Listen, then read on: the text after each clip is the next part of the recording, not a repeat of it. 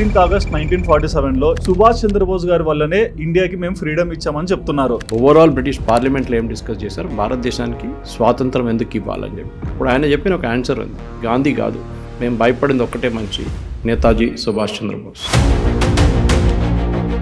సుభాష్ చంద్రబోస్ ఏంటంటే ఆయన ఒక డిటర్మినేషన్, ఒక పని నేను చేయాలనుకుంటే చేసి చూపిస్తాను. ఒకటి రెబెలియస్ క్యారెక్టర్, అంటే చిన్న మాటకు కూడా గొడవ కొట్లాడబెట్టుకుంటాడు, చదువులో నంబర్ 1. కానీ ఈ మూవ్, కల్కటాకి మూవ్ సుభాష్ చంద్రబోస్ లైఫ్ని మార్చేసింది కంప్లీట్గా. కల్కతాకు వచ్చాక ఈ రెబల్ క్యాండిడేట్ కొంచెం స్పిరిచువల్ ఎక్కువ అయ్యారు. ఆ తర్వాత వారణాసి లాంటి కనెక్షన్స్ కనిపిస్తున్నాయి. అసలు ఏం జరిగిందంటారు? వాళ్ళ ఫాదర్ ఏమో చాలా మటుకు ఆయనకి పెద్ద డ్రీమ్స్ పెట్టుకున్నారు, ఆయన అక్కడ తీసుకెళ్ళాలని, లండన్ పంపించాలి, అది ఇది అని చెప్పేసి. కానీ ఇట్లయినా తయారవుతున్నాడు, వీడు చదువుకుంటాడా లేదా, ఎగ్జామ్ పాస్ అవుతాడా లేదా అని చెప్పి వాళ్ళకు. ఇండియన్ సివిల్ సర్వీస్కి ప్రిపేర్ అయ్యారు, కానీ ఎండ్ ఆఫ్ ద డే దానిలో 4th ర్యాంక్ తెచ్చుకున్నారు కష్టపడి. కానీ చివరికి మళ్ళీ అదంతా వద్దనుకుని ఇండియాకి వచ్చేసారు కదా. అంత కష్టపడి చదివిన వ్యక్తి అక్కడ అలాంటి ఒక డెసిషన్ ఎందుకు తీసుకున్నారు? దీని ఆన్సరు శరత్ చంద్రబోస్ గారు రాసిన, వాళ్ళ బ్రదర్కి రాసిన లెటర్లో కనిపిస్తుంది. The time was 1921. World war అయినాక 3 సంవత్సరాల తర్వాత ఇండియాకి వచ్చారు. ఇండియాకి రిటర్న్ వచ్చేసారు.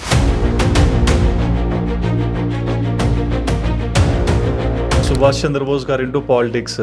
ఒక సైడ్ గాంధీజీ గారేమో ఎక్కువ వినేది నాన్ వైలెన్స్, మన బోస్ గారేమో కొంచెం రెబల్ వైలెన్స్. వీళ్ళిద్దరు క్యారెక్టర్స్ కూడా 2 డిఫరెంట్ ప్యాటర్న్స్ కదా. మరి అంటే ఒకటే పొంత కింద ఇద్దరు ఉన్నప్పుడు ఎటువంటి డ్రామా మనం చూడగలుగుతాం? ఈ ఫెల్ట్ దట్ గాంధీ డైల్యూట్ చేసేస్తున్నారు మూమెంట్ని, మొత్తం ఫ్రీడమ్ మూమెంట్. బ్రిటిష్ వాళ్ళకి ఛాన్స్ ఇస్తున్నారు.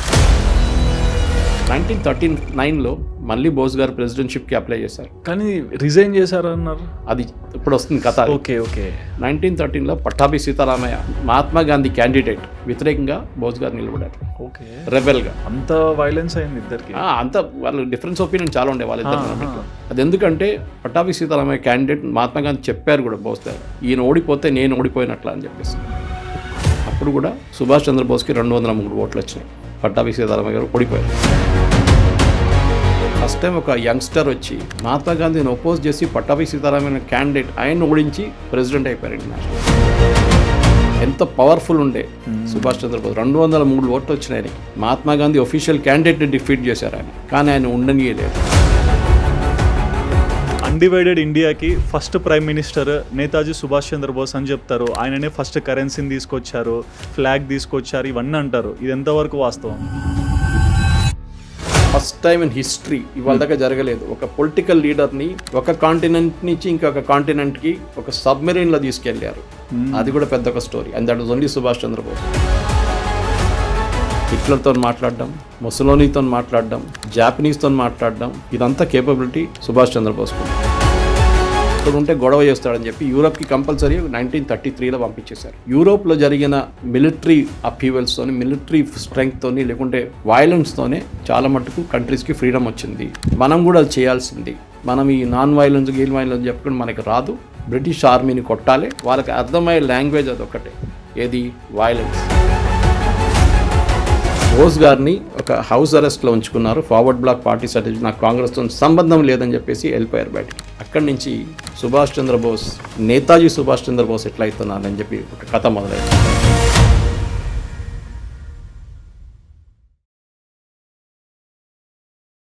నమస్తే సార్. నమస్తే. ఎలా ఉన్నారు? బాగున్నాను sir. Straight to the point, Subhash Chandrabose గారి గురించి ఎన్నో రీసెర్చెస్, బుక్స్ ఎన్నో చూస్తున్నాము, ఎన్నో విషయాలు బయటికి వస్తూనే ఉన్నాయి. కానీ మీ దగ్గరికి వచ్చాక ఆయన గురించి ఇంకా చాలా విషయాలు తెలుసుకున్నాను. So before starting interview question అడగాలి సార్. 15th August 1947లో ఇండియాకి స్వతంత్రం వచ్చింది. అది అప్పట్లో ఉన్న ఫైట్ చూసుకుంటే గాంధీజీ ద్వారా అని చాలామంది అంటున్నారు. కానీ కొంచెం హిస్టరీలో చూసుకుంటే క్లెమెంట్ అట్లీ అప్పట్లో మన బ్రిటిష్ పిఎం, ఆయన అన్న స్టేట్మెంట్ ఏంటి, క్విట్ ఇండియా మూవ్మెంట్ ఫెయిల్ అయినా అని సరే, గాంధీజీ గారు కొంచెం బ్యాక్ స్టెప్ అన్నా అని సరే, సుభాష్ చంద్రబోస్ గారి వల్లనే ఇండియాకి మేము ఫ్రీడమ్ ఇచ్చామని చెప్తున్నారు. సో దీనికి మీరేమంటారు? దీనికి ఒక బ్యాక్ స్టోరీ ఉందండి సార్. ఎందుకంటే నేతాజీ సుభాష్ చంద్రబోస్ అనగానే చాలా ఒక కాంప్లెక్స్ క్యారెక్టర్. నేను చంద్రచూర్ బోస్ గారు రాసిన ఒక పుస్తకం, ఆయన నాకు ఐఐటి ఢిల్లీలో నేను ఒక టాక్కి వెళ్ళినప్పుడు నాకు ఆ పుస్తకం ఇచ్చారు, ఆయన గిఫ్ట్ చేశారు. చాలా హెవీలీ రీసెర్చ్డ్ బుక్ అది. దాంట్లో నేతాజీ గారి లైఫ్ స్టార్టింగ్ నుంచి ఎండింగ్ దాకా కంప్లీట్ రాశారు. బహుశా మన దాంట్లో ఇంత కాంప్లెక్స్ క్యారెక్టర్ మన ఫ్రీడమ్ మూమెంట్లో ఎక్కట్లేరు. ఇప్పుడు ఇంగ్లీష్లో అంటారు బ్లాక్ ఆర్ వైట్ అంటారు. Subhash Chandrabose black, white, grey అన్ని కలర్స్ ఉన్నారు ఆయన లైఫ్లో. పుట్టినప్పటి నుంచి ఆయన చనిపోయిందని చెప్తున్న దాకా లేదు ఇంకా బతుకున్నాడని చెప్పే మనుషులు చాలామంది ఉన్నారు. మీరు మొదలుపెట్టిన ఒక మాటతో మొదలు పెడతాం. క్లిమెంట్ అట్లీ సార్, భారతదేశానికి ఫ్రీడమ్ మూమెంట్కి అప్పుడున్న టైంలో డీల్ చేసిన మనిషి క్లిమెంట్ అట్లీ. చాలా మటుకు ఎండింగ్ పార్ట్ ఆఫ్ ఇట్. భారతదేశానికి స్వాతంత్రం ఇస్తామని చెప్పి ఆర్డర్ సైన్ చేసిన మనిషి క్లిమెంట్ అట్లీ. దాని తర్వాత క్లిమెంట్ అట్లీ టెన్యూర్ అయిపోయింది. నెక్స్ట్ బ్రిటిష్ ప్రైమ్ మినిస్టర్ వచ్చి నడుచుకుంటూ పోయింది అట్లనే. అది కానీ క్లిమెంట్ అట్లీది ఒక స్టేట్మెంట్, ఆయన కల్కట్టాకి 1956లో వచ్చారు. 1956లో కల్కట్టాకి వచ్చిన అప్పుడున్న అక్కడున్న గవర్నర్ ఆయన దగ్గర అడిగారు, నార్మల్ ఇనాక్వస్ క్వశ్చన్ అది. క్లిమెంట్ అట్లీ గారు, ఈ భారతదేశంలో ఆ టైంలో క్విట్ ఇండియా మూమెంట్ చాలా పెద్ద స్టార్ట్ అయింది, కానీ తర్వాత మొత్తం ఫ్లాప్ అయిపోయింది. గాంధీజీకి అంత ఎక్కువ రోల్ లేకుండా ఆ టైంలో మళ్ళీ మీరు ఎందుకు ఇంత హడావడి చేసి వాళ్ళకి ఫ్రీడమ్ ఇచ్చారు, ఎందుకు వాళ్ళు స్వాతంత్రం ఇచ్చారు అని అడిగారు. చాలా లోడెడ్ క్వశ్చన్ అది. అది ఆన్సర్ చేయాల్సిన మనిషి క్లిమెంట్ అట్లీ, ఎందుకని ఆయన కదా దాని మీద సైన్ చేసిన మనిషి ఆయనే, సంతకం పెట్టింది ఆయనే. ఆయనకు తెలుసు ఎందుకు పెట్టారని. వాళ్ళ క్యాబినెట్లో ఏం డిస్కస్ చేశారు, బ్రిటిష్ క్యాబినెట్లో అక్కడున్న బ్రిటిష్ క్రౌన్తో ఏం డిస్కస్ చేశారు, ఓవరాల్ బ్రిటిష్ పార్లమెంట్లో ఏం డిస్కస్ చేశారు, భారతదేశానికి స్వాతంత్రం ఎందుకు ఇవ్వాలని చెప్పి. ఇప్పుడు ఆయన చెప్పిన ఒక ఆన్సర్ ఉంది, గాంధీ కాదు, మేము భయపడింది ఒక్కటే మనిషి, నేతాజీ సుభాష్ చంద్రబోస్. ఆ టైంలో 45 నుంచి తర్వాత సుభాష్ చంద్రబోస్ గారు కనిపించకుండా పోయారు. మీకు గుర్తుంటుంది, ఆయన ఉన్నారో లేదా కూడా తెలియదు ఆ టైంలో.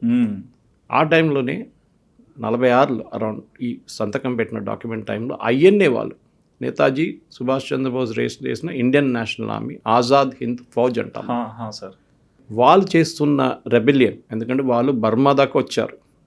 బర్మా నుంచి మన మణిపూర్ వైపు అప్పుడున్న north east frontier agency cross చేయడానికి ట్రై చేస్తున్నప్పుడు మణిపూర్, అస్సాం వైపు వాళ్ళని ఆపారు.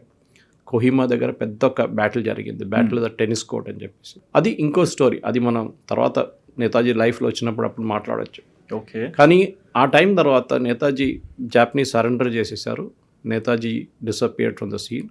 కానీ ఐఎన్ఏ చేసిన గొడవలు, ఆజాద్ హింద్ చేసిన ఆ గొడవలతోని బ్రిటిష్ ఇండియన్ ఆర్మీలో ఒక రెబెలియన్ స్టార్ట్ అయింది.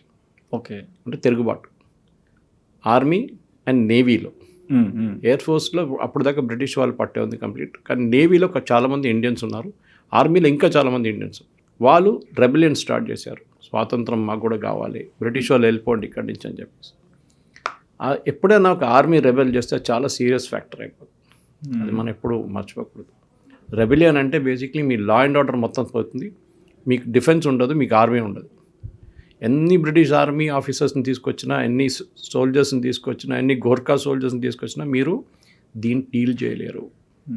చాలా క్లియర్ అన్నమాట. సో అక్కడి నుంచి మొదలవుతుంది నేతాజీ సుభాష్ చంద్రబోస్ జీవిత కథ. ఎగ్జాక్ట్లీ. సో ఆయన జర్నీలో మేము మొదటి నుంచి చూస్తున్నప్పటి నుంచి ప్రతి మూమెంట్ కూడా ఒక చేంజింగ్ ఫిల్టర్ మూమెంట్ లాగా కనిపించాయి. సో ఆయన అర్లీ లైఫ్ కానీ, ఫ్యామిలీ లైఫ్ కానీ, పేరెంట్స్ గురించి, వీటి గురించి మీరు ఏం చెప్తారు? నేతాజీ సుభాష్ చంద్రబోస్, అప్పుడు నేతాజీ కాదండి, సుభాష్ చంద్రబోస్ పుట్టింది 1897లో, జనవరి 23, 1897లో పుట్టారు. ఆయన పుట్టింది చాలా ఒక పెద్ద ఫ్యామిలీలో, 14 మంది అమ్మాయిలు అబ్బాయిలు నాకు ఫ్యామిలీలో పుట్టారు. వాళ్ళ ఫాదర్ జానకీనాథ్ బోస్ వారు వెరీ ఫేమస్ లాయర్. ఆ టైంలో లాయర్ కాకుండా ఆయన బ్రిటిష్ దాంట్లో కూడా తహసీల్దార్గా చాలా మటుకు పోస్ట్ హ్యాండిల్ చేశారు.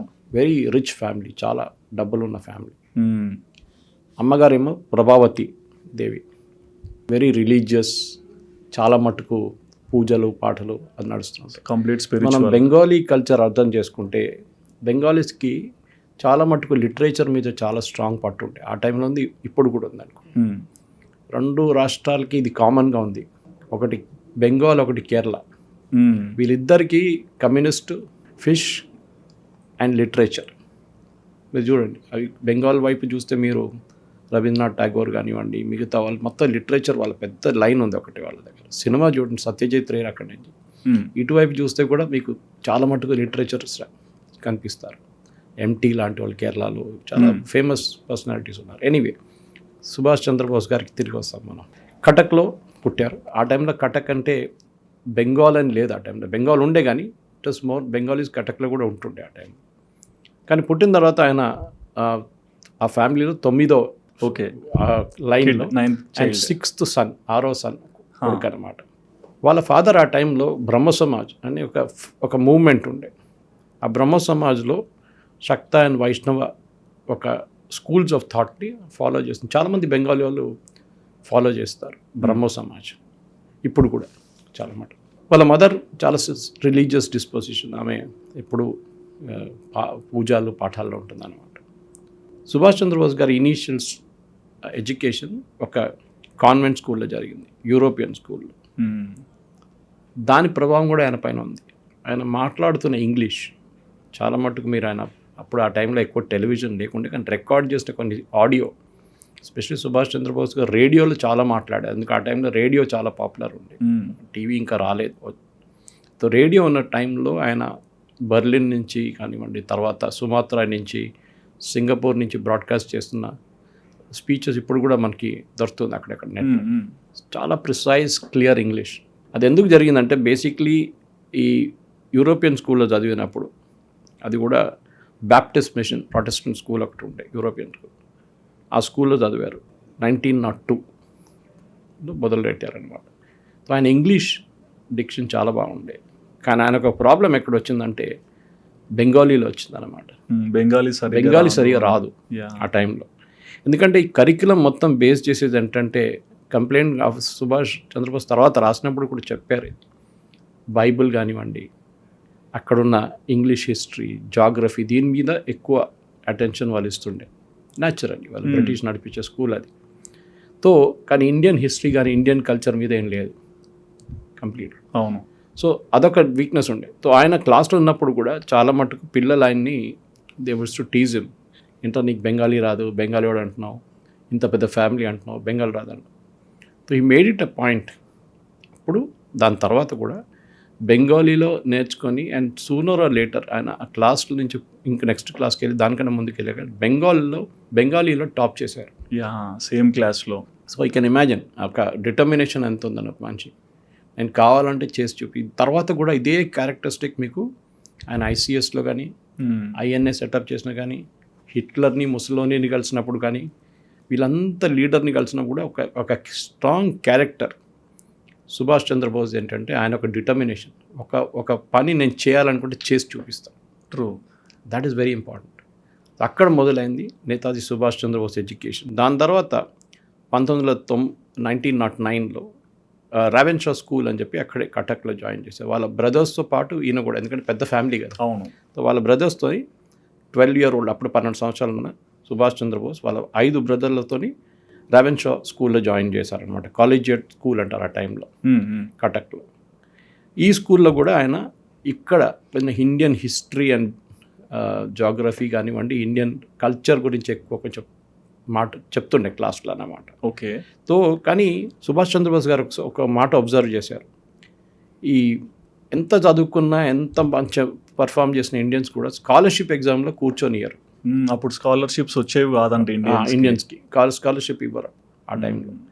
అది ఆయనకి కొంచెం ఒక కోపం ఉండే ఆయనకి. ఎందుకంటే ఈ ఇంగ్లీష్ మీడియం ఉండే ఫస్ట్ ఆఫ్ ఆల్, అది కూడా ఇండియన్స్ మాస్టర్ చేశారు. మీడియం ఆఫ్ ఇన్స్ట్రక్షన్ అక్కడ ఉన్నా కూడా చాలా మటుకు యూరోపియన్ స్టూడెంట్స్ ఉంటారు దాంట్లో. అవును. అది కాకుండా ఆంగ్లో ఇండియన్స్ ఉంటారు. అది అందరికి ఉండి ఇండియన్స్, ప్యూర్ ఇండియన్స్ కూడా ఉంటారు అన్నమాట దాంట్లో కూడా.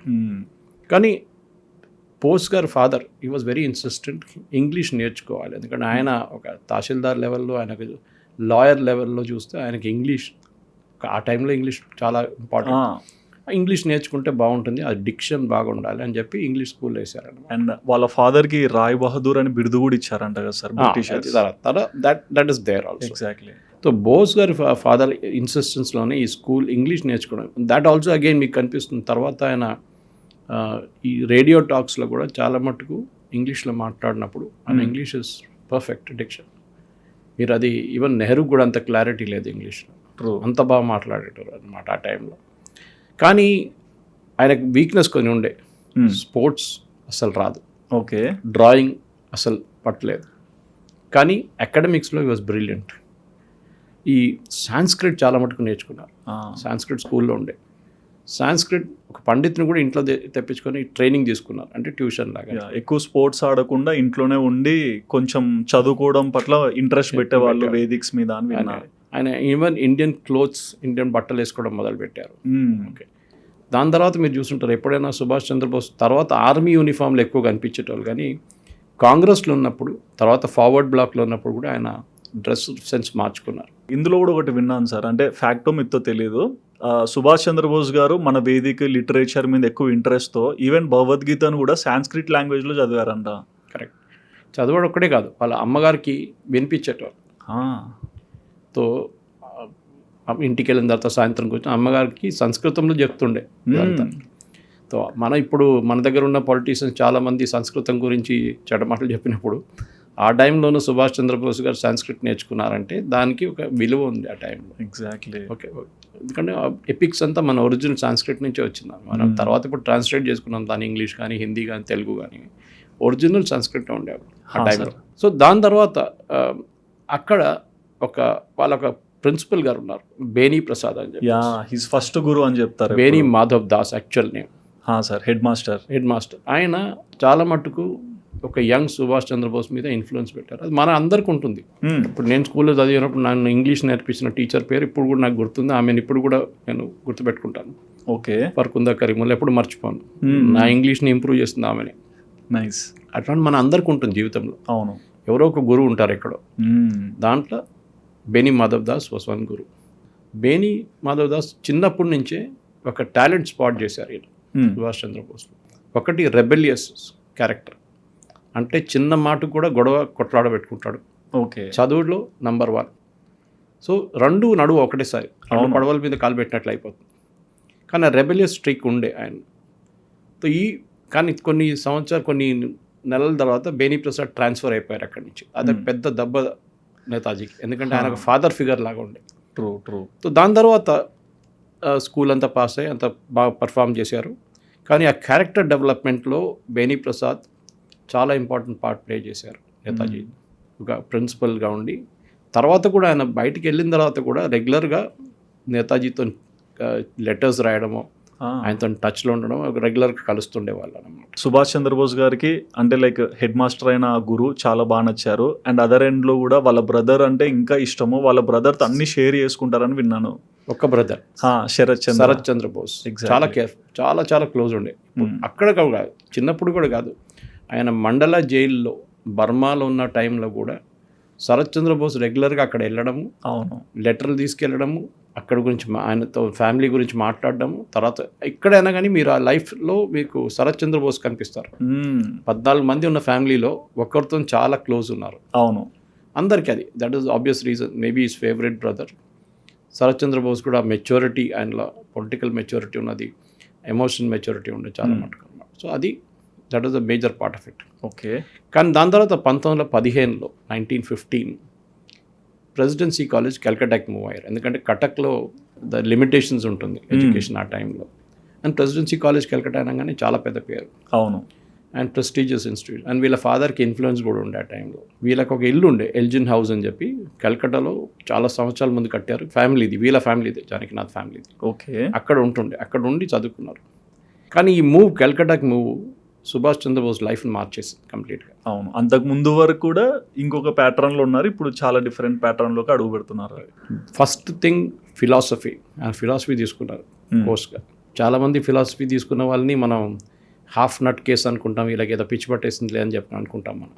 We should not confuse it with psychiatry but philosophy life. ఏదో పెద్ద పెద్ద మాటలు అంటారు ఇలా అని చెప్పేసి. కల్కటాకి రాగానే ఫస్ట్ అబ్జర్వ్ చేసిందంటే ట్రామ్లో ట్రావెల్ చేస్తుంది. ఇప్పుడు కూడా కల్కటాలో మీరు వెళ్తే ట్రామ్స్ ఉంటుంది. మన ప్రేక్షకులకు అర్థమై చాలా మందికి అది దాంట్లో వెళ్ళారో లేదా, కానీ ఒక ట్రైన్ లాగా ఉంటుంది, రోడ్డు పైన ఉంటుంది అంతే అది. అవును. ఈ ట్రామ్లో కూడా బ్రిటిష్ వాళ్ళు భారతీయులతోని ఎట్లా బిహేవ్ చేస్తారని చెప్పి సుభాష్ చంద్రబోస్ మాట్లాడారు ఆ టైం.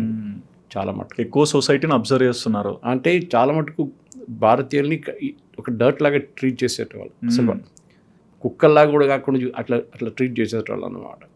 అదొక కోపం ఆయనలో వచ్చింది, ఎందుకు ఇట్లా చేస్తున్నారు బ్రిటిష్ వాళ్ళు మనతో అని చెప్పేసి. చూడండి ఆ రెబెలియస్ ఫ్యాక్టర్ ఎక్కడి నుంచి మొదలవుతుంది. ఎగ్జాక్ట్లీ. స్కూల్లో బెనీ వాళ్ళ ప్రిన్సిపల్, దాని తర్వాత కల్కటాకి వచ్చినప్పుడు ఎవరైనా కానీ చిన్న టౌన్ నుంచి పెద్ద టౌన్కి వచ్చేటప్పుడు ఒక మార్పు వస్తుంది.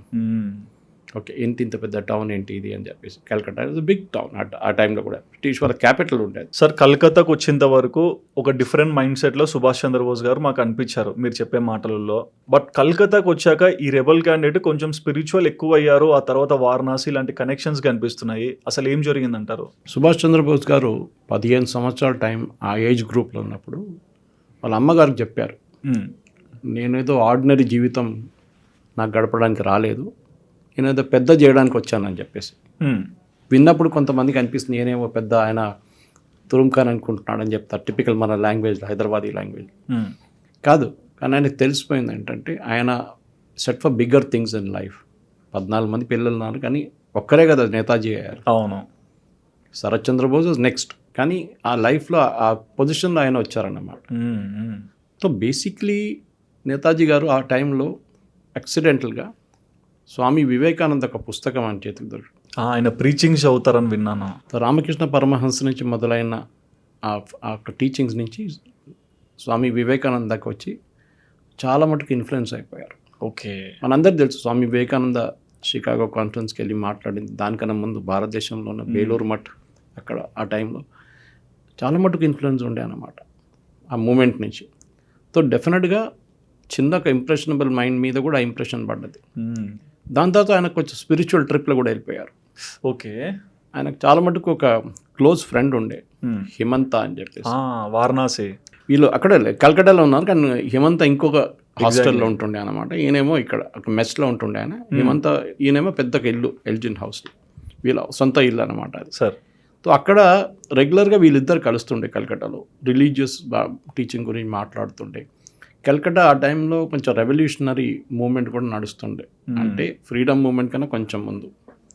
సో ఆ టైంలో కొంచెం రెవల్యూషన్, ఎందుకంటే ఫస్ట్ వరల్డ్ వార్ కాలేదు ఇంకా ఆ టైంలో. సో నేతాజీ కొంచెం, అంటే సుభాష్ చంద్రబోస్ అని చెప్పారు, ఆ టైంలో చాలా మటుకు ఇన్ఫ్లుయెన్స్ అయ్యారనమాట. సార్, రిలీజియస్ ఇన్ఫ్లుయెన్స్లో వీళ్ళిద్దరు కలిసి చాలా మటుకు ఒక స్వామి కోసం తిరుగుదాం మనం అని చెప్పి స్వామిలు వెంటబడ్డారు. ఓకే, హరిద్వార్ వెళ్ళారు, కాశీకి వెళ్ళారు, ఈవెన్ ఢిల్లీకి వెళ్ళారు, హిమాలయాస్కి వెళ్ళారు. స్వామిలు దొరకలేదు. ఒకసారి ఏదో ఒక సిక్ కాంగ్రిగేషన్లో ఒక స్వామి గారు దొరికారు, కానీ ఆయన కూడా ఒకరోజు గాయబైపోతే వీళ్ళు ఏం చేయని తెలియకుండా మళ్ళీ కలకట్టాకు వచ్చేసారు.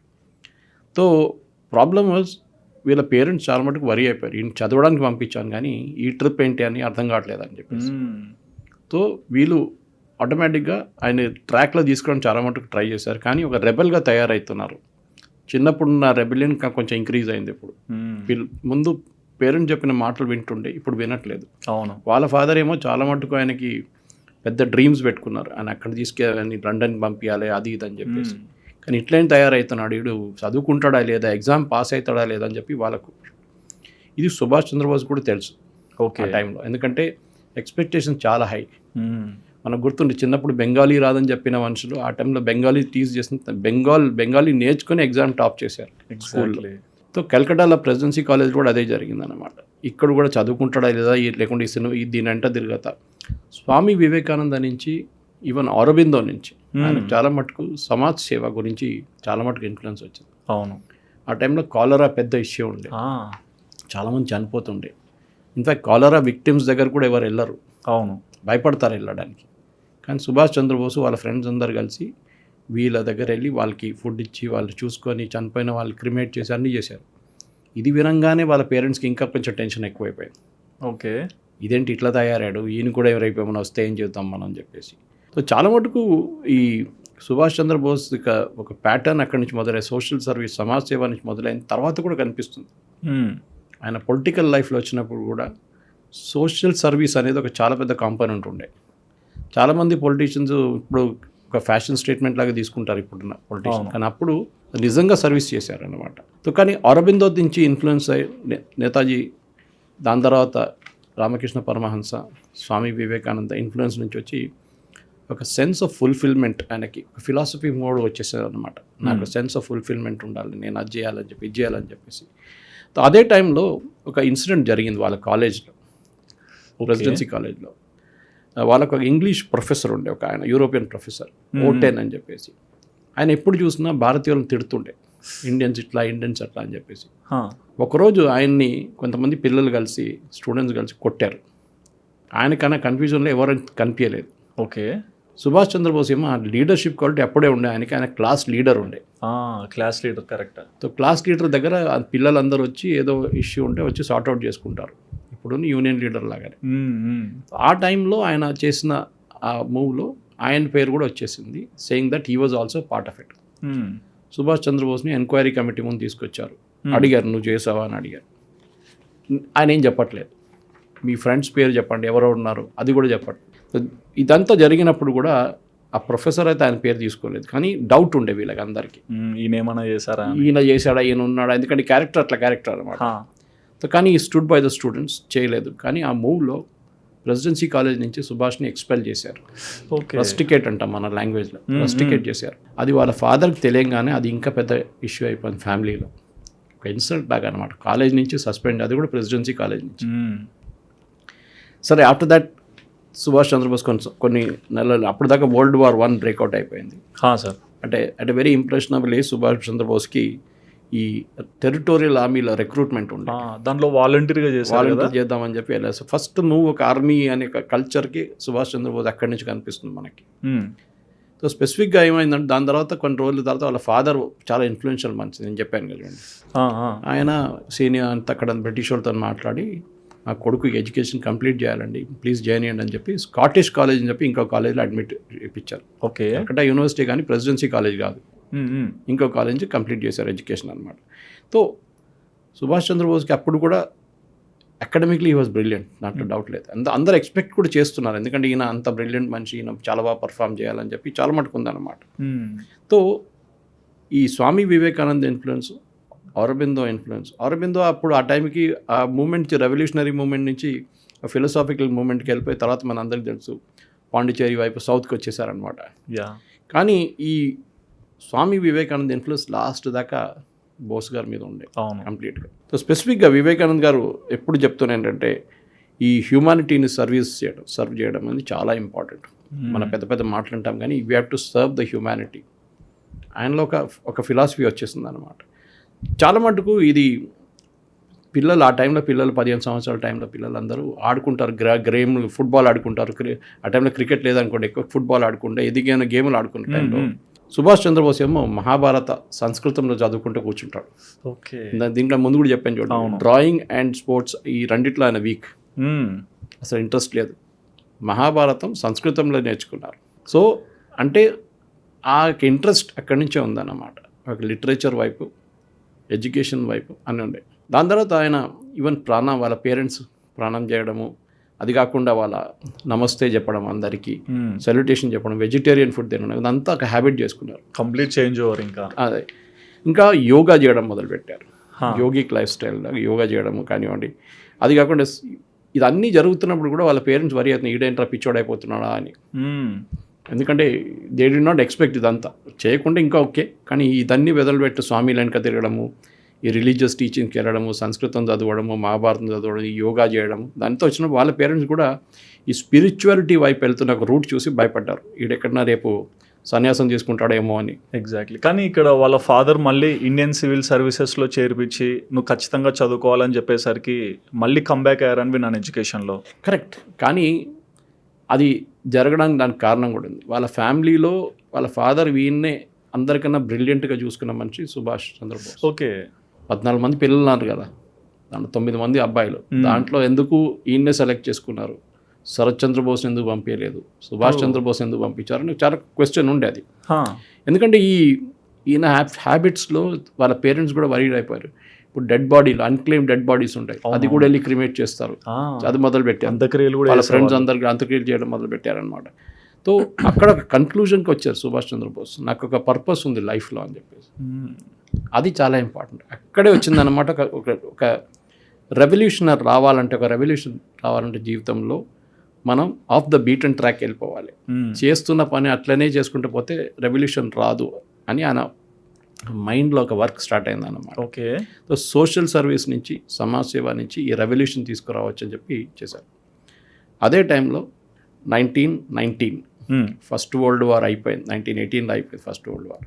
స్టేబుల్ అయిపోయింది కంట్రీస్ అందరూ. ఆ టైంలో వాళ్ళ ఫాదర్ వచ్చి ఎంఏ చదువుతున్నారు, ఎంఏ సైకాలజీ అప్పుడు వాళ్ళ ఫాదర్ కలకట్టాకి వచ్చి ఒక అల్టిమేటం ఇచ్చారు, 24 గంటలు టైం ఇచ్చారు, నీకు డెడ్ లైన్ ఇస్తున్నాను, బోస్ గారికి నువ్వు లండన్కి వెళ్తావా లేదా ఐసీఎస్ ఇవ్వడానికి. ఆయనకి ఏం చేయాలని అర్థం కాలేదు. ఈ సెట్ ఓకే, కాన్ఫిడెంట్గా లేరు, ఎందుకంటే ఆయనకు అప్పుడున్న ఎడ్యుకేషన్ కలకట్టాలో చదువుకున్నది, మరి ఐసీఎస్ అంటే ఇప్పుడున్న మన సివిల్ సర్వీస్ లాగా లండన్ వెళ్ళి రాయాలి. ఆ టైంలో ఆ వేకెన్సీలు ఉంటాయి, ఆ వేకెన్సీ ప్రకారమే ఎగ్జామ్లో సక్సెస్ ఉంటుంది. ఇప్పుడు కోటా లేదు, అంటే 200 మందిని పాస్ చేస్తారు, 500 మంది సివిల్ సర్వీస్ ఈ సంవత్సరం పాస్ అవుతారు, దాంట్లో ఒక 150 మంది ఐఏఎస్, కొంతమంది ఐపీఎస్. అది కాకుండా ఈ పొజిషన్లో ఆయన్ని లండన్ పంపించారు. లండన్ చేరుకున్నారు, దట్ ఈస్ 1919 అక్టోబర్ 25 రోజు. కానీ లేట్, అక్కడ ఒక స్ట్రైక్ ఏదో జరుగుతుంది, దాని ప్రకారం షిప్ కొంచెం లేట్ అయింది, స్టీమర్ కొంచెం లేట్ అయింది. ఆ టైంలో ఫ్లైట్స్ ఏం లేవు కదా, అవును, స్టీమర్ నుంచి వెళ్ళాల్సింది అనమాట. అది కాకుండా ఐసీఎస్ ఎగ్జామ్ ప్రిపేర్ చేయడానికి కూడా 6 నెలలు లేట్కి వెళ్ళారు, ఎందుకంటే వాళ్ళ ఫాదర్ డిసైడ్ చెప్పినప్పుడే ఐసీఎస్కి ట్రైనింగ్ స్టార్ట్ అయిపోయింది. మన దగ్గర తెలుసు కదా, ఇక్కడ ఓకే క్లాసెస్కే లేట్కి వెళ్ళారు, 2 సంవత్సరాలు లేట్ అయింది. అంటే క్లాసెస్ అంటే అక్కడ ఎట్లా అంటే ఆయన వెళ్ళింది కేంబ్రిడ్జ్కి ఓకే చదువుకోవడానికి. ICS is a part of it. మన దగ్గర ఉంటారు, పొద్దున కాలేజ్కి వెళ్తారు, సాయంత్రం సివిల్ సర్వీస్ ప్రిపేర్ చేస్తారు, అట్లనే సేమ్ ఫిలాసఫీ అనమాట. తో ట్రిపాస్ తీసుకున్నారు కేంబ్రిడ్జ్లో, ట్రిపాస్ తీసుకొని మారల్ సైన్స్ అండ్ సబ్జెక్ట్స్ చాలా ఇంట్రెస్టింగ్ అనమాట. English composition, Sanskrit favourite, philosophy, English law, political science, modern European history, economics and geography. In fact నేను విన్నాను కార్టోగ్రఫీ అని ఒక ఆర్ట్ ఉంటుంది, కార్టోగ్రఫీ డ్రాయింగ్, అక్కడ డ్రాయింగ్ వచ్చింది ఎట్లా నాకు అర్థం కావట్లేదు, కానీ ఆయన అది కూడా తీసుకున్నారంట. ఆయన అక్కడ ఉన్నప్పుడు కొన్ని ఇంప్రెషన్ క్రియేట్ అయింది, బ్రిటన్లో ఉన్న ఇంప్రెషన్ ఏంటంటే, ఒకటి అక్కడున్న డిసిప్లిన్ లైఫ్, మన భారతదేశంలో ఉన్న గొడవ, మనకున్న పబ్లిక్, మనకున్న సివిక్ సెన్స్ చాలా డిఫరెంట్ ఉంది. అవును, అక్కడున్న మనుషులు మాట్లాడడానికి భయపడరు, ఫ్రీగా ఏమో బ్రిటిష్ వాళ్ళు మొత్తం దబాయించి పెట్టేశారు మనల్ని. అవును, సో ఇదొక ఇంప్రెషన్ క్రియేట్ అయిందన్నమాట. ఒక ఫ్రీడమ్ వస్తే మనకు ఎట్లా ఉంటుంది మన దేశం అని చెప్పేసి, it was an impact on Subhash Chandrabose. Okay, ప్యారలల్గా ఇంపాక్ట్ చూపించింది. Yes, definite. ఇన్ఫాక్ట్ ఆయన దాని తర్వాత he was a very good debater, చాలా మంచిగా డిబేట్ చేస్తుండే. అండ్ బ్రిటన్లో యూజువలీ అక్కడ ఉన్న కాలేజెస్లో debating is a very big skill అన్నమాట. మన వైపు నుంచి చూస్తే కూడా నెహ్రూ గారు కానివ్వండి, బేనజీర్ భుట్టో, వీళ్ళందరూ అక్కడ వెళ్ళి చదువుకున్న వాళ్ళందరూ దే బికేమ్ ఎక్సలెంట్ డిబేటర్స్. తర్వాత వాళ్ళ కల్చర్ అక్కడ అదన్నమాట. సో ఇక్కడ యూనియన్ సొసైటీ డిబేట్స్ కానివ్వండి, ఇండియన్ మజ్లీస్, ఇదంతా అటెండ్ చేస్తుండే. ఆ టైంలో సరోజినీ నాయుడు వచ్చి మాట్లాడారు, సిఎఫ్ ఆండ్రూస్, బాల్ గంగాధర్ తిలక్, వీళ్ళందరూ వచ్చి dates to talk to students, especially Indian స్టూడెంట్స్కి అన్నమాట. సో కేంబ్రిడ్జ్ వాస్ చాలా మటుకు పొలిటికలీ కన్జర్వేటివ్ ప్లేస్ అనుకున్నాను. అంటే చాలా స్ట్రిక్ట్ కాదు, కన్జర్వేటివ్, లిబరల్గా ఆపోజిట్ కన్జర్వేటివ్. లిబరల్ అంటే కొంచెం ఫ్రీడమ్ ఎక్కువ ఉంటుంది, కానీ కేంబ్రిడ్జ్ వాజ్ వెరీ స్ట్రిక్ట్ అనిపించింది ఆయనకి అనమాట. కానీ అక్కడ కూడా ఆయన అందరిని సర్ప్రైజ్ చేసి హీ కేమ్ అవుట్ టాప్స్ కేంబ్రిడ్జ్లో. దాని తర్వాత సివిల్ సర్వీస్ ఎగ్జామ్ మొదలైంది జూలైలో. సో సుభాష్ అక్కడ చేరుకున్న తర్వాత, చంద్రబోస్ చేరుకున్న తర్వాత 8 నెలల తర్వాత ఎగ్జామ్. ఓకే, దానికి యూజువలీ 2 years ప్రిపరేషన్ ఉంటుంది. 8 నెలల్లోనే ప్రిపేర్ చేసుకున్నారు ఇది చదువుకుంటా కేంబ్రిడ్జ్లో. సో ఆ ఎగ్జామ్ రాశారు. కానీ ఎగ్జామ్ రాసినప్పుడు చిన్న ప్రాబ్లం వచ్చిందన్నమాట. ఏంటంటే ఈ సాంస్క్రిట్ పేపర్, సాంస్క్రిట్ ఇంగ్లీష్లో రాయాల్సి వస్తుంది. ఈవెన్ నేను కూడా సాంస్క్రిట్ ఇంటర్మీడియట్లో తీసుకున్నప్పుడు రామ ఇదంతా సాంస్క్రిట్ శ్లోకాలన్నీ దాన్ని ఇంగ్లీష్ ట్రాన్స్లేషన్ ఇవ్వాల్సి వస్తుంది అనమాట. అవును, అప్పుడు కూడా అదే ఉండంట. ఓకే, చదువుకున్న ఐ వాజ్ సర్ప్రైజ్. ఇంకా లోకం మారలేదు, అట్లనే ఉంది ఇప్పుడు కూడా, మన ఎడ్యుకేషన్ సిస్టమ్ మారలేదు. సార్ బ్రిటిష్ వాళ్ళ టైంలో ఎట్లా ఉండే ఇప్పుడు కూడా అంతే ఉంది. సో ఈ మార్పుల్లో సాంస్క్రిట్ పేపర్ రాయడంలో ఆయనకి టైం సరిపోలేదు. 150 మార్క్స్ ఉండే సాంస్క్రిట్ పేపర్కి. ఓకే, కానీ టైం సరిపోకుండా ఆయన అది ఆన్సర్ చేయలేకపోయారు. సో ఆయన అనుకున్నారు పోయింది ఎగ్జామ్ అనుకున్నారు, ఇప్పుడు నాకు ఐసీఎస్ రాదు, ఏం రాదు అనుకున్నారు. కానీ దాని తర్వాత రిజల్ట్ వచ్చినప్పుడు he was surprised, he was 4th in the ranking. Exactly, నేను చెప్పాను కదా అక్కడ వేకెన్సీ పట్టు ఉంటుంది, 6 సీట్లు ఉండే, 4 దీనికని నెక్స్ట్ స్టెప్ ఒకటి ఉంటుంది. ఇప్పుడు ఎగ్జామ్ రాసినాక నెక్స్ట్ ఇంకొక ఎగ్జామ్ ఉంటుంది, అది కూడా మోస్ట్లీ క్వాలిఫై అయిపోతారు. దాని తర్వాత హార్స్ రైడింగ్ నేర్చుకోవాలి గుర్రం మీద. అది ఎందుకని అడగకూడదు, ఇప్పుడు కూడా ఉంది. మనకి ఐఏఎస్ నేర్చుకున్న వాళ్ళకి, ఐపీఎస్ నేర్చుకున్న వాళ్ళకి గుర్రం మీద రైడింగ్ నేర్చుకోవాలి అక్కడ వాళ్ళ మసూరి వెళ్ళినప్పుడు ట్రైనింగ్కి. ఓకే, ఇక్కడ మన హైదరాబాద్లో ఉన్న ఐపీఎస్ ట్రైనింగ్ ఎక్కడ వెళ్తే అక్కడ కూడా ఉంటుంది, అది శివరాంపల్లిలో. ఎందుకు చేస్తుందో తెలియదు, అది బ్రిటిష్ వాళ్ళ టైం నుంచి అట్లనే ఉంది. గుర్రం మీదనే తిరుగుతారు వాళ్ళు. ఇప్పుడు కార్లు వచ్చేసినాయి, ప్లేన్లు వచ్చేసినాయి, కానీ గుర్రం మీద తిరగాల్సిన ఒక కంపల్సరీ సబ్జెక్ట్. ఓకే, సో ఆ టైంలో సుభాష్ చంద్రబోస్ లైఫ్లో ఒక టర్నింగ్ పాయింట్ వచ్చింది. ఇది చాలా ఇంపార్టెంట్. సార్ ఫాదర్ చెప్పడం వల్ల ఇండియన్ సివిల్ సర్వీస్కి ప్రిపేర్ అయ్యారు, కానీ ఎండ్ ఆఫ్ ద డే దానిలో 4th ర్యాంక్ తెచ్చుకున్నారు కష్టపడి. కానీ చివరికి మళ్ళీ అదంతా వద్దనుకొని ఇండియాకి వచ్చేసారు కదా. ఆ టైంలో ఫ్యామిలీ సపోర్ట్ ఎలా ఉంది? అసలు బేసిక్గా అంత కష్టపడి చదివిన వ్యక్తి అక్కడ అలాంటి ఒక డెసిషన్ ఎందుకు తీసుకున్నారు? దీని ఆన్సరు శరత్ చంద్ర బోస్ గారు రాసిన, వాళ్ళ బ్రదర్కి రాసిన లెటర్లో కనిపిస్తుంది. ఓకే. ఆయన ఆటోబయోగ్రఫీలో కనిపిస్తుంది, తర్వాత చాలా మటుకు రీసెర్చ్ పేపర్స్లో కనిపిస్తుంది. సుభాష్ చంద్రబోస్ లాజిక్ ఏముండే అంటే, ఒకటి ఆయన ముందు ఒక ఎగ్జాంపుల్ ఉండే అరబిందో ఘోష్. అరబిందో ఘోష్కి అడ్మిషన్ వచ్చినాక కూడా, దట్ ఈస్ ICS సెలెక్ట్ అయిన తర్వాత కూడా వద్దని చెప్పేసి రిజెక్ట్ చేసేసారు. నేను కూడా ఎందుకు చేయకూడదు, ఎందుకంటే నేను ఇది చేసిన తర్వాత ఎవరిని సేవ చేయాలి? ఇదే బ్రిటిష్ వాళ్ళని సేవ చేయాలి. నేను వాళ్ళ ఎదురుటంగా కొట్లాడడానికి ప్లాన్ చేస్తున్నప్పుడు, వాళ్ళ ఎదుట నేను ప్రొటెస్ట్ ప్లాన్ చేస్తున్నప్పుడు వాళ్ళకి వెళ్ళి సేవ చేయడం ఏంటి అని. ట్రూ. వాళ్ళు ఎన్ని సంవత్సరాలు ఉంటారో తెలియదు కదా. We are talking of 1920 25. ఆ టైం నుంచి ఆయన ఇండియాకి వస్తే కూడా మనకి ఎప్పుడు స్వాతంత్రం వస్తుందో తెలియదు, ఈ బ్రిటిష్ వాళ్ళని సర్వ్ చేయడం ఏంటి అని చెప్పి వాళ్ళ బ్రదర్కి లెటర్ రాస్తాడు, శరత్ చంద్ర బోస్కి. అంటే పేరెంట్స్కి రాయలేదు. వాళ్ళ ఫాదర్కి బహుశా ఆయన చాలా భయపడుతుండేమో, ఎందుకంటే ఫాదర్ చాలా స్ట్రిక్ట్ క్యారెక్టర్. ఆయనకి రిలీజియన్ అనే సంబంధం లేదు, ఎయిథిస్ట్ అని చెప్పలేము. అంటే దేవుడు లేదని కాదు, బ్రహ్మ సమాజ్ ఉన్నారు, కానీ దేవుళ్ళు అంటే ఆయన రిలీజియస్ అవుట్వర్డ్ చూపారు. కానీ సుభాష్ చంద్రబోస్కి రిలీజియస్ బెంట్ ఉండే, సంస్కృతం కానీ మిగతా దాని, కానీ దేవుళ్ళని వీళ్ళకి ఎవరికి అంత స్పెసిఫిక్గా అట్లేం లేదు. సో శరత్ చంద్ర బోస్కి లెటర్ రాసిన దాంట్లో కూడా స్పెసిఫిక్గా చెప్పారు, నేను ఎందుకు చేయాలి, అంటే వాళ్ళ ఫాదర్కి స్టన్ అయిపోతారు. ఎందుకంటే పాప ఆయన ఫాదర్ చాలా హోప్స్ పెట్టుకున్నారు ఆయన పైన. మా ఫ్యామిలీ నుంచి ఒక ICS తయారవుతున్నారు. ఆ టైంలో ICS అంటే చాలా పెద్ద ప్రెస్టీజ్ ఇష్యూ.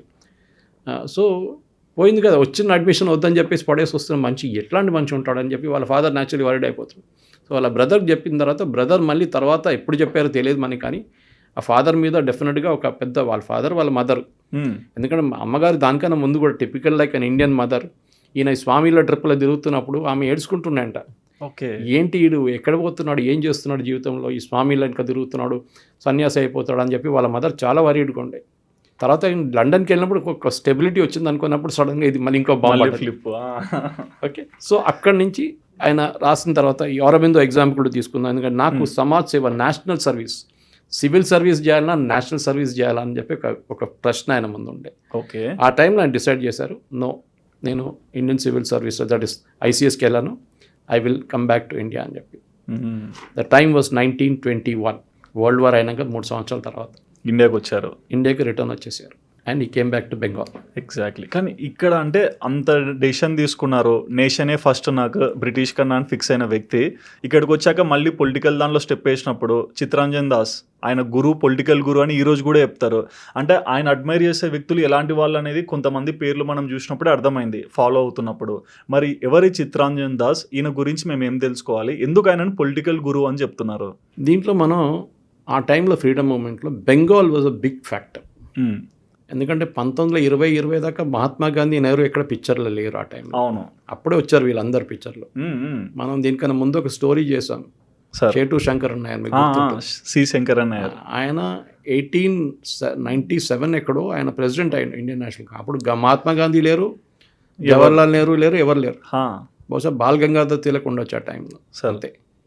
సో ఈ టైంలో కూడా రిటర్న్ ఇండియాకి వచ్చేసారు. And Calcutta is a hot bed, Bengal. అప్పుడు యూనిఫైడ్ బెంగాల్, ఇప్పుడు బంగ్లాదేశ్ లాగా కాదు, బెంగాల్ అని చెప్తారు అప్పుడు కంప్లీట్గా. అండ్ బెంగాల్లోనే మన బ్రిటిష్ క్యాపిటల్ ఉండే ఆ టైంలో. తర్వాత వాళ్ళు ఢిల్లీకి షిఫ్ట్ అయ్యారు, కానీ Bengal was crucible. Okay, Subhash Chandrabose రాగానే మీరు చెప్పినట్టు చిత్తరంజన్ దాస్ అని very tall figure, CR Das అంటారు మనం. ఆయన ఇండియన్ నేషనల్ కాంగ్రెస్ ప్రెసిడెంట్గా ఉండే ఆయన మహాత్మా గాంధీతో ఆల్మోస్ట్ ఒక ఈక్వల్ స్టాండింగ్లో ఉన్న మనిషి అన్నమాట. ఓకే, చాలా మటుకు. తో ఒక టైం లైన్ చూసుకుంటే కూడా ఎందుకు సుభాష్ చంద్రబోస్ని ఆ టైంలో పాలిటిక్స్కి ఎందుకు దించారంటే, ఆయనకు సమాజ సేవ చేయాలని ఉంది, కానీ ఎక్కడ మొదలు పెట్టాలో తెలియదు. అవును, ఎందుకంటే కాంగ్రెస్ లోపలనే చాలా పెద్ద పాలిటిక్స్ నడుస్తుంది, గ్రూప్స్ ఉన్నాయి అక్కడ. అప్పట్లోనే రాజగోపాల్చారి ఒక సైడు, వాళ్ళ సర్దార్ వల్లభాయ్ పటేల్, ఇటువైపు ఏమో మీరు బిలీవ్ చేయరు కానీ Motilal Nehru was opposite Gandhi, against Gandhi. Against మన అందరూ అనుకుంటాం మోతీలాల్ నెహ్రూ అనగానే ఆయనకు భయం ఏంటంటే మా కొడుకుని తీసుకెళ్ళి ఎక్కడ తీసుకెళ్తాడో తెలియదు ఈయన అని చెప్పేసి నెహ్రూని. దానికోసం చాలా మటుకు వ్యతిరేకించారు మనిషి మోతీలాల్. ఇన్ఫ్యాక్ట్ చాలా resolutions even Congress working committee కానీ కాంగ్రెస్లో ఉన్న AICC సెషన్స్లో కానీ అగేన్స్ట్ ఓట్ చేసిన Subhash Chandrabose and Motilal Nehru was on one side. And CR Das కూడా. కానీ CR దాస్కి ఏంటంటే డివైడెడ్ లాయల్టీ ఉండే. గాంధీ గారిని చూసుకోవాలి, ఇటువైపు మా దగ్గర ఉన్న పౌరవుడు ఉన్నాడు వాడిని కూడా చూసుకోవాలని చెప్పేసి సుభాష్ ఏం చేశారంటే ఈ స్టార్టెడ్ ట్రావెలింగ్ అరౌండ్ బెంగాల్. ఎందుకంటే అప్పుడు దాకా ఆయనకి కల్కటా అండ్ కటక్ ఈ 2 సిటీస్ తెలుసు అన్నమాట. కానీ బెంగాల్, రూరల్ బెంగాల్ ఏముంటుందని ఆయనకు తెలియదు. తిరుగుదామని ఆయన తిరగడం మొదలుపెట్టారు రూరల్ బెంగాల్లో. అక్కడే ఆయనకి ఈ ఫస్ట్ బ్లో తెలిసింది ఏంటి రూరల్ బెంగాల్ ఏముందనేది, అక్కడున్న ఈవెంట్స్ ఏంటనేది. అదే టైంలో మనం గుర్తుపెట్టుకోవాలి ఒకటంటే ఈ ఫ్రీడమ్ స్ట్రగుల్లో కూడా ఆ టైంలో 2 మేజర్ ఈవెంట్స్ జరిగింది. ఒకటి ఒక యాక్ట్ ఉండే రోవాల్ట్ యాక్ట్ అని, రోవ్లాట్ యాక్ట్. ఓకే. రెండోది మనం ఆల్రెడీ డిస్కస్ చేసాం దీనికన్నా ముందు, జలియన్ వాలాబాగ్. ఈ 2 ఇండియన్ ఇన్సిడెంట్స్ చాలా మందిని ఇన్ఫ్లుయెన్స్ చేసింది. చెట్టు శంకర్ నాయర్ గారు ఒక్కరే కాదు, చాలా మందిని ఇన్ఫ్లుయెన్స్ చేస్తున్నారు. ఈ రోవ్లాట్ యాక్ట్ అనేది అది ఆ టైంలో రోవ్లాట్ యాక్ట్ పాస్ అయింది 1919లో, just 1 year after the world war అనమాట. జలియన్ వాలాబాగ్ ఏమో జరిగింది 1919 13th April బైసాఖి రోజు. ఈ 2 ఈవెంట్స్ మొత్తం దేశానికి 3 మార్చేసింది కంప్లీట్గా.